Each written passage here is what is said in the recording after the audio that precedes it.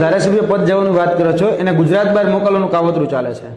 હવે જ્યારે પણ ક્યારેય એ જેલમાંથી બહાર આવે તો એને ગુજરાતની બોર્ડરની બહાર રહેવાનો આદેશ પણ થશે થોડા સમયમાં। તમે જોઈ લેજો, તમ તારે આ ભવિષ્યવાણી છે, પણ થશે જ।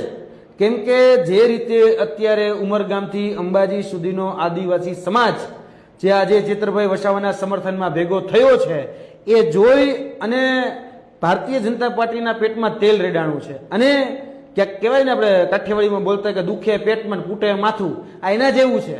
એટલે આદિવાસી સમાજ આજે જે જાગૃત થયો છે ને, ચેતરભાઈ વસાવાના એક સિંહ ફાળાને લઈને જાગૃત થયો છે। એટલે હવે એને આદિવાસી સમાજમાં પણ નથી રહેવા દેવાનો અને એને ગુજરાતની બહાર મૂકવાનું એક કાવતરું અને સુનિયોજિત ષડયંત્ર એ ચાલી રહ્યું છે।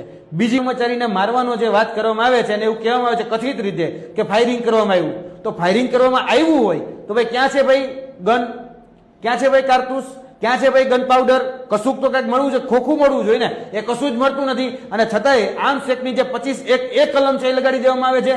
અને 25(1) કલમ ત્યારે લાગે કે જ્યારે કોઈ હથિયાર મળી એવું હોય। હથિયાર તો મળ્યું નથી, હથિયારનો કોઈ વેપાર કરતા હતા, 25(1) તો એના માટે છે, છતાં પણ બોગસ કલમ લગાડી દેવામાં આવી। બીજી વાત, મેં કીધું સમાન રાજ્ય શા માટે તોલો? આજે જે બીજા બેન હતા એ તો અંદર શકુંતલા બેન જે હતા એ તો રસોઈ કરતા હતા, એનો શું વાત? બીજા જેના બનેવી હતા કે બેન હતા એ બીજા રૂમમાં હતા, એનો શું વાત? આજે વન કર્મચારી જયારે માની લો કે ઝપાઝપી થઈ છે કે મારામારી થઈ છે, તો એ તો ચેતરભાઈ વસાવાની બે વચ્ચે થઈ છે। બાકીના જે નિર્દોષ છે ને સમાન રાજ્યો તમે કઈ રીતે તોલી શકો?